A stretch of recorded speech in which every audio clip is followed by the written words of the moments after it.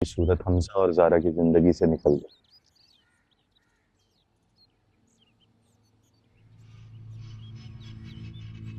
क्योंकि अगर वो उनके साथ यहाँ रहेगी तो उनकी ज़िंदगी में प्रॉब्लम्स होती रहेंगी।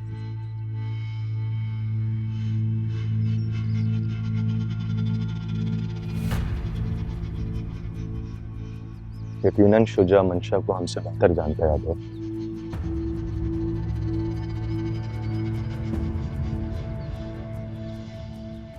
इसलिए उसने ये जो अपना घर है मंशा के नाम करने का फैसला किया।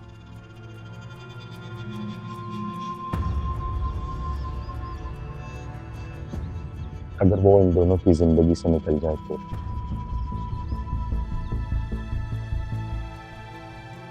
शुजा को ये सब कुछ नहीं करना चाहिए।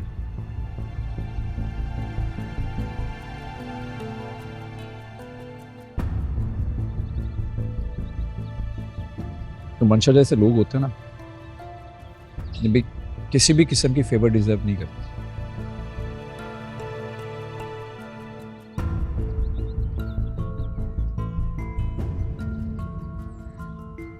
रही बात ज़ारा और हमजा की जिंदगी से जाने की, तो इसका फैसला हम नहीं कर सकते।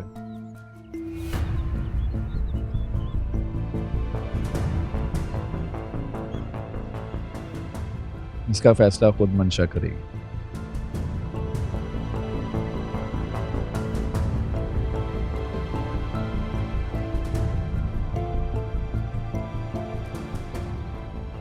मंशा कभी घाटे का सौदा नहीं करेगी।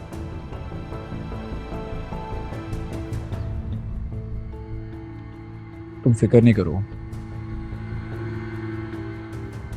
शुजा को बता देना कि आज के बाद वो इन दोनों के दरमियान कभी नहीं आएगी।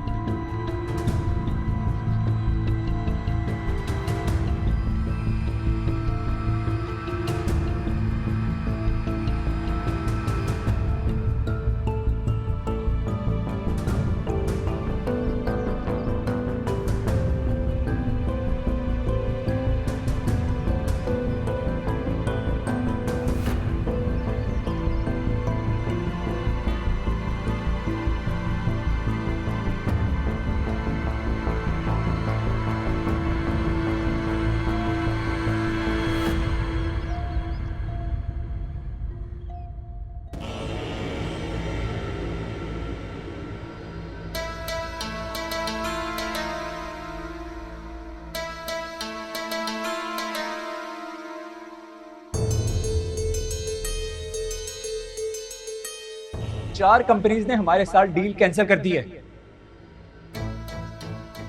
तुम्हारे उस लो क्वालिटी स्टिचिंग की वजह से कोई भी नया वेंडर हमारे साथ काम करने के लिए तैयार नहीं है। ब्लैक लिस्ट हो गए हम लोग। ये कोई मिसअंडरस्टैंडिंग हुई है। This is not possible. Adil, ऐसा नहीं हो सकता। हमजा, बस करो यार, बस करो, इनफ।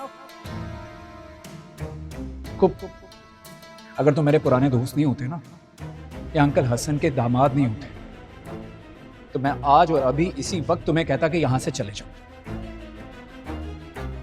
लेकिन 2 दिन है तुम्हारे पास। 2 दिन में मेरा घर खाली कर दो, क्योंकि मुझे इसे सेल करना है और इसका पैसा दोबारा अपने बिजनेस को स्टैंड करने के लिए लगाना है। आई एम सॉरी, थोड़ा रूड हो, लेकिन मैं मजबूर हूं। तुम अपना अरेंजमेंट कर लो।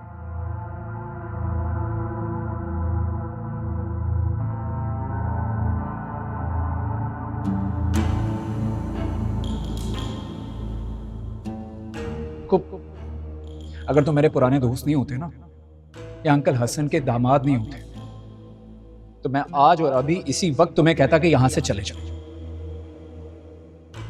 लेकिन 2 दिन है तुम्हारे पास। 2 दिन में मेरा घर खाली कर दो, क्योंकि मुझे इसे सेल करना है और इसका पैसा दोबारा अपने बिजनेस को स्टैंड करने के लिए लगाना है।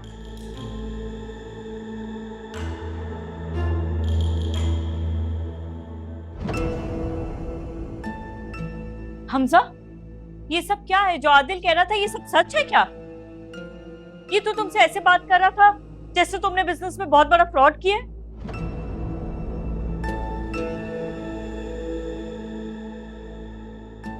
तुम्हारे पास घर नहीं है, प्रॉपर्टी नहीं है।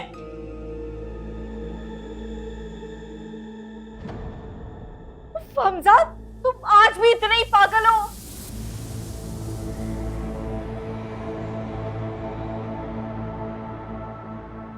मैं तो ये सोच रही हूँ कि तुम जाओगे कहाँ ये घर छोड़ के? तुम्हारे पास तो फूटी कौड़ी नहीं है अपनी।